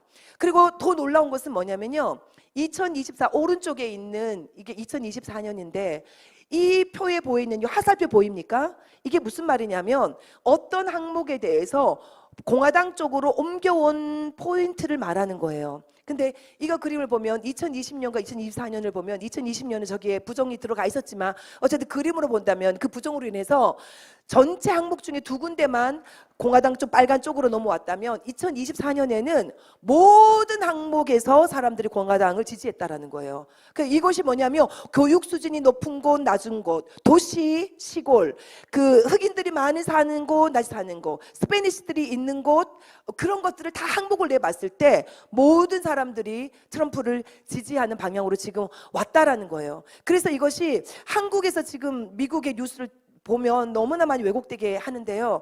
여러분 정말 이런 사실들을 기억해야 됩니다. 미주에 있는 많은 사람들, 한인들뿐만 아니라요, 캘리포니아에 있는 한인들 중에서는 옛날부터 미주당을 많이 지지했었는데 이번에 많이 돌이켜서 그 사람들이 많이 살고 있는 오렌지 카운티도 이번에 공화당으로 넘어갔습니다. 엄청난 변화들이 왜 그렇습니까? 지난 4년 동안에 바이든이 부정으로 잡았던 그 권력을 이용해서 잘했으면 또 모르는데 그 4년 동안에 그가 했던 일들이 너무나 심각한 폐악질이 많았기 때문에, 특별히 기독교는 표적으로 해서 또 아까 낙태를 권장하고 그런 일들이 누가 봐도 너무나 분명하게 보였기 때문에 바이든 대통령이 떠나는 날까지 사인했습니다. 뭘 사인했습니까? 자기 가족들 이름을 쭉 나열하면서 이 사람들에게 앞으로 발견될 수 있는 죄까지도 다 사면해 준다라고 하는데 사인했습니다. 끝까지 그는 그런 일들을 하고 떠났던 사람입니다. 미국을 위해서가 아니라. 그래서 그것을 우리가 정말 분별해야 되고 그 모든 것들을 지금 정리하고 있습니다. 그런데 그때 그렇게 1억 명 정도의 사람들이 사전투표자였다는 거예요. 그때는 이유를 들기도 편했어요. 코로나19 때문에 가서 하지 말고 미리 사전투표를 했는데 그것을 가지고 그렇게 장난을 쳤던 것입니다. 이제 한국의 녹이 소멸되어야 됩니다. 여러분 10월 27일 연합예배 저희도 미국에서 함께 감동적으로 참여했습니다. 정말 반차별금지법을 위해서 여러분 한마음으로 기도한 거 너무나 감사하고 이렇게 많은 사람들이 모여서 기도했습니다. 방송에는 별로 미디어에 나가지 않았던 것까지 저는 알고 있습니다. 근데 우리는 다 보았습니다. 근데 그것보다 며칠 전에 미국에서 대선을 위해서 모여서 우리 기도했었습니다. 밀리언 우먼, 그래서 에스더들은 일어나라. 나라를 살리기 위해서 죽으면 죽으리라고 각오하는 여성들 100만 명 일어나라. 그래서 모여서 pray, fast and stand, 금식하면서 서서 나라를 위해서 기도하자. 근데 정말 저희가 3시간 걸리는 거리를 10명의 성도들 모시고 같이 올라갔습니다. 그 미국 사람들 기도 안 하는 것 같잖아요, 그렇죠? 근데 이 사람들이 아침 10시부터 오후 6시, 7시까지 그 때 앞에서 그날따라 어떻게 정말 구름 한 점 없더라고요. 그 때 앞에서 정말 물만 마시고 또 물도 어떤 사람 마시지 않고 금식하면서 나라를 위해서 기도했습니다. 왜냐하면은 분명히 분위기상으로는 트럼프가 이길 것이 맞는데, 공화당이 이겨야 되고 맞는데 어떤 장난이 있을지 모르기 때문에 정말 간절한 마음으로 기도할 수밖에 없었습니다. 그러면서 계속 강조했습니다. 더 많은 사람들이 투표하러 나와야 된다고. 근데 정말 하나님이 그 일을 하게 하셨습니다. 우리 한국 가운데도 지금 이 부산에서 알록달록한 것은 우산 때문이잖아요. 엄청난 사람들이 모여서 비 맞으면서 나라를 위해서, 대구에서 정말, 그리고 서울에서는 또 반대 찬성하는, 저 어제 광화문 갔다 왔거든요. 근데 정말 엄청난 사람들이 모여서 나라를 위해서 기도하고 함께 하고 있습니다. 근데 지금 이것을 보면, 이 그림을 보면 사이즈가 다르잖아요. 머리에 대한 크기가 다르잖아요. 그 크기를 대충 비춰보면은 이렇게 차이가 납니다. 근데 중요한 것은 이런 것을 반영을 해서 이제 이 나라의 녹을 제거해야 되는 중요한 녹이 어디냐면 재판관들에게 있습니다. 그래서 여러분 이 헌법재판관 이름을 불러가면서 기도해야 됩니다. 다른 이유 때문이 아니라 공정하게 원칙적으로 법에 입각해서 하나님 판결을 내리게 해주십시오. 우리가 그 기도 해야 될 줄 믿습니다. 이 8명의 이름 같이 읽어봅시다. 시작. 정영식, 김영두, 김복형, 조한창, 문영배, 정계선, 이미선, 정정미. 하나님 이들이 하나님 주신 양심으로 두려워함으로 주님을 경외하는 마음으로 법과 원칙에 따라서 재판할 수 있게 도와주십시오. 그래서 이 말씀 붙들고 있습니다. 누가복음 8장 17절 시작. 숨은 것이 장차 드러나지 아니할 것이 없고 감추인 것이 장차 알려지고 나타나지 않을 것이 없느니라. 아멘. 드러나지 않을 것이 없습니다. 하나님 진실만 밝혀주십시오. 우리를 위해서 어떻게 조작해란 말이 아니고 하나님 있는 그대로만 드러날 수 있도록. 그래서 지금 미국 가운데서 이 변화들이 일어난 것처럼 이건 하나님의 엄청난 사인입니다. 그래서 트럼프 대통령을 위해서 여러분 계속해서 기도했을 때 끝까지 겸손하게, 그분이 지금은 너무 바른 길로 가는데 이것이 넘어질 수도 있는 것은 뭐냐면은 모든 걸 다 갖고 있어요. 이번에 국민투표 전체에서도 이겼습니다. 그리고 선거인단에서도 이겼습니다. 하원을 다수당이 되었습니다. 상원도 다수당으로 가져왔습니다. 자, 입법부가 일하는가 하면 행정부에서는 정말 한 마음으로 정말 저 반중국 세력 그것을 가지고 일을 해낼 수 있는 캐비넷을 지금 다 세웠죠. 입법부, 행정부 뿐만 아니라 사법부에 있는 재판관들도 지금 보수적인 성향을 가진 사람들 더 많습니다. 이 모든 것들을 가지고 있기 때문에 하나님이 그 모든 것들을 주신 그 은혜와 그 능력을 가지고 성경을 바르게 세워가는 일에 그 권력을 쓸 수 있다라는 샘플이 될 수 있도록 여러분 기도해 주십시오. 모든 권력이 악한 자의 손에 들려지면 그거는 정말 재앙입니다. 그러나 정말 하나님을 경외하는 자에게 하나님은 모든 것을 줬다. 네가 모든 것을 마음대로 할 수 있도록 줘봤다. 어떻게 하는지 내가 지켜보고 있다. 하나님 그 지켜보고 계실 건데 끝까지 겸손하게 무릎 꿇고 그 백악관을 기도로 채우는 대통령이 될 수 있도록 여러분 계속해서 기도해 주십시오. 그래서 제가 이 남한을 위해서 우리나라를 위해서 기도할 때 하나님 제게 주신 마음은 이 일이 왜 이뤄졌냐, 우리가 저 북한 동포들 외면했기 때문이라는 마음이 사실은 있습니다. 1160만 명이 식량 위기에 있습니다. 정말 이 고통 가운데 있는 사람들을 외면하고 김정은은 뭘만 합니까? 미사일의 정확도를 올리고 정말 무기들을 생산하는 데만 혈안이 돼 있고 뿐만 아니라 우리의 새파란 젊은이들, 제일 연소자는 18세 군인이었습니다. 우크라이나 전쟁통에 보내가지고 인간방패를 사용하면서 그들을 보낼 때 쪽지 이렇게 적어줬더라고요. 생포되면 수류탄으로 자폭하라. 그것이 이 인민과 그리고 나라를 위해서 너희들이 할 일이다라고 세뇌를 시키고 보냈더라고요. 그래서 지금 최근에 북한이 남북, 우리는 이제 남조선 북조선 아니다, 우리는 통일 안 한다, 우리는 따로 간다 그랬죠. 남북 두 국가론을 선포했습니다. 이 지도 밑에 보면은 남한에 이렇게 선을 그어놓고 한국이라고 써져 있습니다. 옛날에는 남조선이라고 써졌습니다. 이거 북한 지도거든요. 최근에 만든 거예요. 그들이 바꾼 거예요. 더 이상 이제 남한은 그냥 다른 나라 해라. 왜? 통일될 자신이 없기 때문에. 더 이상 통일을 할 수 있는 자신이 없기 때문에 위에 자기 정권만, 독재 정권만 유지하겠다는 거예요. 하나님 보시기에 어떨까요? 택도 없다. 왜? 하나님은 지금 통일을 일으키려고 이 모든 일들을 하고 계신 것 같아요. 남한을 이렇게 흔드는 것이 하나님 통일을 가기 위해서 하나님께서 사용하시고자 하는 지금 그 길목에 있다라는 생각이 듭니다. 그러면 통일이 되고 나면 그 많은 어려움도 있을 거야. 통일 비용이 있을 거야. 맞습니다. 그러나 그 방법까지 우리는 알 수 없습니다. 그 이후에 어떻게 할 것인가 알 수 없습니다. 그러나 하나님이 이스라엘 백성들이 하루아침에 어떻게 나라가 탄생하겠는가? 그 탄생하는 일이 벌어졌잖아요. 근데 그들이 뭐 준비하고 했던 게 아니잖아요. 하나님이 뜻하신 때가 되면 그럼 그 일은 일어나는 겁니다. 그것 때문에 전쟁이 벌어졌고 했지만 하나님 그 일들 가운데서 정리해 가시잖아요. 저 북한 동포들을 해방시켜야 되는 이유는 이것입니다. 기독교 박해국 1입니다. 저기에 있는 빨간 색깔이 진할수록 박해가 있는데요. 이것이 북한의, 중국도 저 색깔인데 북한은 더 빨갛잖아요. 저 복음을 듣지 못하는 사람들한테 복음을 전하기 위해서 하나님 어떠한 통일 비용이 들더라도 저 땅을 해방시켜야 되는 거예요. 왜 저 빨간 북한 밑에 우리나라는 빨간 색깔 섞이지 아니하는 저 나라가 될 수 있었는가? 이건 하나님의 은혜잖아요. 전폭적인 하나님의 은혜로 주신 이 축복을 이제 저 동포들과 나누기를 원하십니다. 그것을 지금까지 우리가 미뤄왔기 때문에 우리가 북한을 변화시켜서 영적은 그걸 타파해야 되는데 우리가 그걸 이기지 못했으니까 오히려 북한에 있는 그 세력이, 그 우상숭배 세력이 남한까지 지금 집어삼켜서 우리에게 이런 고통 가운데 지금 들어가 있는 것입니다. 그래서 우리 선포합시다. 녹은 소멸되고 항복할지어다. 녹은 소멸되고 항복할지어다. 항복할지어다. 항복할지어다. 소멸될지어다. 소멸될지어다. 네, 이 항복이라고 하는 단어를 가져온 것은 제가 우리 동네에 메가더 장군의 기념관이 있습니다.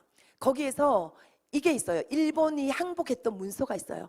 거기 메가더 장군과 그리고 태평양 승전국들 사인이 쫙 있는 것이 있는데, 그것을 제가 보고 오면서 하나님께서 이때에 항복하는 일들이 일어나겠다. 여러분들이 밤마다 기도하시면은 히로시마 나가사키에 떨어졌던 핵폭탄과 같은 기도가 떨어지면은 하나님께서 이 대적들이, 이 전 세계를 잡고 있는 어둠의 세력들이 물러가고 항복하는 일이 일어날 것이다. 그 항복 문서의 이 두 번째 문장인데 같이 읽어봅시다. 시작. 우리는 일본 제국군 최고 사령부 및 일본 군대와 일본의 통치하에 있는 모든 군대에 무조건 항복을 연합군에 선포한다. 무조건 항복, 무조건 항복하는 때가 있을 것입니다. 그 사인은 저 미주리호라는 배 위에서 이루어졌죠. 왜냐하면 나라가 아직까지 전쟁 가운데 있었기 때문에. 이제 오늘 마무리하겠습니다. 에스겔서 24장에 주님 우리에게 명령하셨습니다. 따라합니다. 녹이 소멸되게 하라. 녹이 소멸되게 하라. 우리 가슴에 손을 얹고 합시다. 녹이 소멸되게 하라. 녹이 소멸되게 하라. 하나님, 우리의 개인의 마음과 그리고 우리의 개인의 신앙과 가정 가운데 있는 녹들을 제거해 주십시오. 또 여러분 손을 앞으로 뻗으십시다. 녹이 소멸되게 하라. 녹이 소멸되게 하라. 하나님, 이 이스라엘과 미국과 한국 가운데 있는 녹이 소멸되고 하나님을 경외하는 나라들로 변화되게 하여 주십시오. 아멘. 그래서 하나님, 우리를 정결케 하시는 날 올 것입니다. 하나님께서 우리를 온전히 구원하시는 날, 더 이상 더럽혀지지 않는 날, 그날을 우리에게 주실 줄 믿고 우리가 소망 가지고 함께 기도하기를 원합니다. 이 시간에 함께 우리가 합심해서 하나님, 우리에게 있는 이 모든 녹들이 소멸되고 하나님 나라가 온전히 이루어질 수 있게 도와주시옵시고, 그 일을 섬기는 우리와 개인과 교회가 될 수 있도록 주여 도와주시옵소서. 우리 함께 기도드리고 목사님 나오시겠습니다. 주여.